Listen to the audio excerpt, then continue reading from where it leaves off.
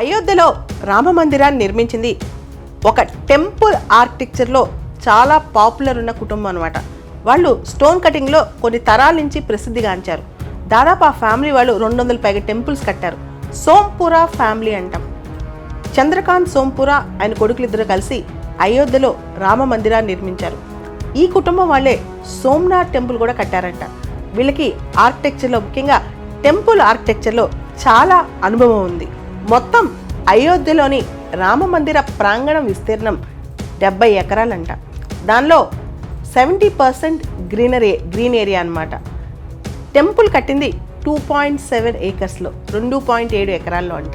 అయోధ్యలోని రామ మందిరం 3 storeyed building.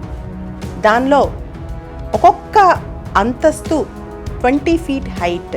ఈ మొత్తం అంతస్తులో మనకు కలిపితే 392 పిల్లర్లు, 44 డోర్లు ఉన్నాయి. అయోధ్యలోని రామ మందిరం యొక్క లెంత్ 380 ఫీట్, విడ్త్ 250 ఫీట్, తర్వాత దాని హైట్ 161 ఫీట్. రామ మందిరం యొక్క నిర్మాణంలో ఐరన్, స్టీల్ పూర్తిగా ఉపయోగించలేదు, పూర్తిగా నిషేధించేశారు. ఎందుకంటే ఐరన్, స్టీల్ అనేది 90-100 సంవత్సరాల మించి ఐరన్ లైఫ్ స్పాన్ ఉండదన్నమాట.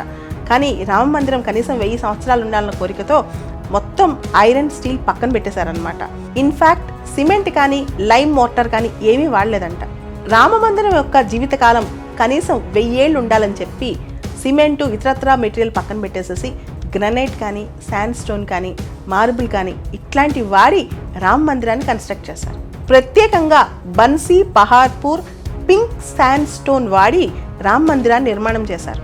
గ్రనైట్ స్టోన్స్ వాడకంతో పాటు వైట్ మకరానా, కలర్డ్ మార్బుల్ స్టోన్స్ వాడారంట. ముఖ్యంగా ఈ కలర్డ్ మార్బుల్ స్టోన్స్ అనేవి తాజ్మహల్లో ఇన్లే వర్క్లో వాడతారనమాట. ఈ ఇన్లే వర్క్ చాలా పాపులర్. ఈ కలర్డ్ మార్బుల్ స్టోన్స్ ఇన్లే వర్క్ ఎప్పటికీ ఆ ముగ్గులు జీవితకాలం 1000 ఏళ్ళు గడిచినా ఆ ముగ్గులు అంతే ఉంటాయి. మీరు తాజ్మహల్లో గమనిస్తే తాజ్మహల్లో ఇన్లే వర్క్ అనేది, అప్పట్లో ఇన్లే వర్క్ ఇప్పటికి కూడా చెక్కు చెదరలేదనమాట. రామ మందిరంలోని ద్వారాలన్నిటికి కూడా, డోర్స్ అన్నిటికి కూడా టీక్ వుడే వాడారంట. రామ మందిర నిర్మాణానికి వాడిన బ్రిక్స్, ఇటుకలు ఉంటాయి కదా, వాటిపైన అనేక భాషల్లో శ్రీరామ్ అని రాస్తుంటుందంట బ్రిక్స్ మీద. వాటిని రామ్ శిలాస్ అని కూడా అంటారు. ఇలాంటి బ్రిక్సే రామసేతులో కూడా అప్పట్లో వానర సైన్యం కన్స్ట్రక్షన్లో వాడిందని చెప్తారు. రామ మందిర నిర్మాణంలో అదర్ మెటీరియల్స్ కూడా కొన్ని వాడారు. వీటిలో copper plates, Saligram rocks, gold, అష్టధాతు ఇవన్నీ కూడా మెటీరియల్స్ వాడారంట. శాలిగ్రామ్ రాక్ అనే దానికి చారిత్రాత్మక విశిష్టత ఉందన్నమాట. ఇది నేపాల్ దగ్గర గంధక్ రివర్ దగ్గర దొరుకుద్ది. అక్కడున్న హిందువులు ఈ రాక్ని, శాలిగ్రామ్ రాక్ని రిప్రజెంటేషన్ ఆఫ్ విష్ణు అని అనుకుంటుంటారంట.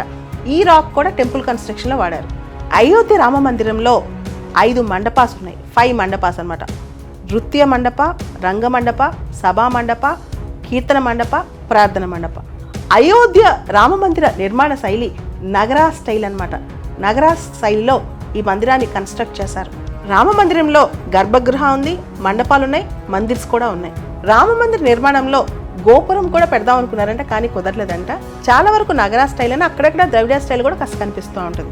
ఈ మందిరం చుట్టూ ఒక టెంపుల్ వాల్ ఉందన్నమాట, పరాకోట అంటాం. బేసికల్గా మందిరం చుట్టూ వాల్ ఉంటాన్ని పరాకోట, అది ద్రవిడియన్ స్టైల్ అనమాట. అది తీసుకొచ్చి పెట్టారు ఇక్కడ. రామ మందిరానికి ఫౌండేషన్ అనేది 14 మీటర్ల thick layer of roller compacted concrete వాడారంట. దానిపైన 21 ఫీట్ల గ్రనైట్ ప్లింత్ అనేది వేశారంట, గ్రౌండ్ మాయిశ్చర్ పైకి రాకుండా. ఈరోజు జనవరి 22, 2024 అయోధ్య రాముడి ప్రాణ ప్రతిష్ఠ జరిగిన రోజు. ఈ రోజు నుంచి ప్రతిష్ఠ అయిన తర్వాత ఆ విగ్రహం ఆరాధ్య మూర్తి అవుతుంది. ఇటువంటి అద్భుత ఘటనతో భారతదేశం చరిత్ర పుటల్లో నిలిచిపోయే రోజు. ఒకసారి అయోధ్య రామ మందిర విశిష్టతని తెలుసుకుందాం. హిందూ ధర్మంలో ప్రాణ ప్రతిష్టకు అత్యంత ప్రాధాన్యత ఉంటుంది. అప్పటి వరకు కేవలం ఒక బొమ్మగానే ఉన్న ఒక విగ్రహం ఆ తర్వాత ఆరాధ్య దేవత అవుతుంది. ప్రాణ ప్రతిష్ఠ తర్వాత ఆ దైవమే అక్కడ సాక్షాత్తు కొలువు తీరినట్టు లెక్క అన్నమాట. సనాతన ధర్మంలో ప్రాణ ప్రతిష్టకు ఎంతో విశిష్టత ఉంది. ప్రాణం అంటే జీవం, ప్రతిష్ఠ అంటే జీవం పోయటం. ఈ మంత్రాలు చదువుతుండగానే ఆ దైవమే నేరుగా వచ్చి విగ్రహంతో ఐక్యమై దానికి ప్రాణం తీసుకొస్తుందని భావిస్తారు.